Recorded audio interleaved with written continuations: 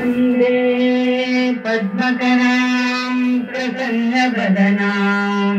सौभाग्यदां भाग्यदां हस्ताभ्याम् अभयप्रदां मणिगणैर्नानाविधैर्भूषितां भक्ताभीष्टफलप्रदां हरिहर ब्रह्मादिभिः सेवितां पार्श्वे पङ्कजशङ्खपद्मनिधिभिः युक्तां सदा शक्तिभिः सरसिजनिलये सरोजहस्ते धवलतमांशुकगन्धमाल्यशोभे भगवति हरिवल्लभे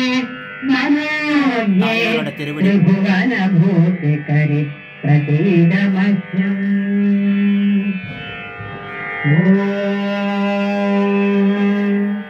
प्रकृतिं विकृतिं विद्यां सर्वभूतहितप्रदां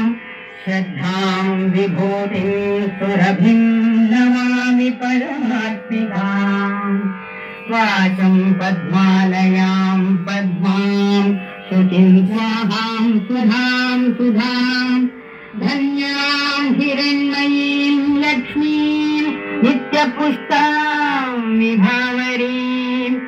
अदितिं च दितिं दीप्तां वसुधां वसुधारिणीं नमामि कमलाकान्तां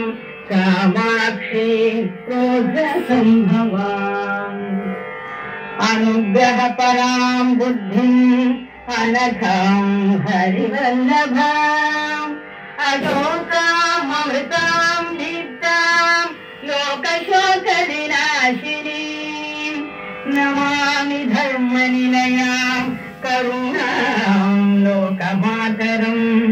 पद्मप्रियां पद्महस्तां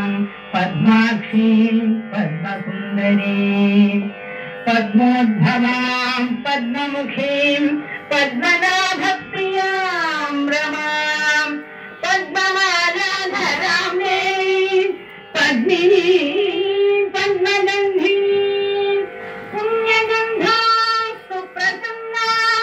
प्रसादाभिमुखीं प्रभां नमामि चन्द्रवदनां चन्द्रां चन्द्रप्रभावतीं चतुर्भुजां चन्द्ररूपां इन्दिरां इन्दुशीतलां आह्लादजननीं पुष्टिं शिवां शिवकरीं सतीं विमलां विश्वजननीं तुष्टिं दारिद्र्यनाशिनीं प्रीतिपुष्करिणीं शान्तां शुक्लमाल्यां वरां श्रियं भास्करीं बिल्वनिलयां वरारोहां यशस्विनीं वसुन्धरां उदाराङ्गां हरीं हेममालीं धनधान्यकरीं सिद्धिं धैर्यसौम्यां शुभप्रदां नृपमेश्वगतानन्दां वरलक्ष्मीं वसुप्रदां शुभारां हिरण्यप्राकारां समुद्रतनयां जयां नमामि मङ्गलां देवीं विष्णुवक्षस्थलस्थितां विष्णुपत्नीं प्रसन्नाक्षीं नारायणसमाश्रितां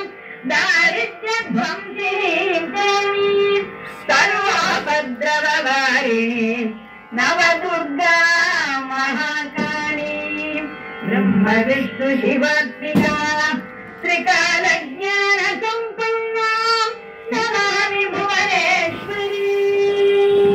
लक्ष्मीं क्षीरसमुद्रराजतनयां श्रीरङ्गधारेश्वरीं दासीभूतसमस्तदेववनितां लोकैकदीपाङ्कुरां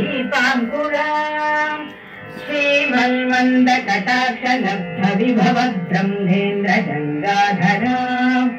त्वां त्रैलोक्यकुटुम्बिनी सरसिजा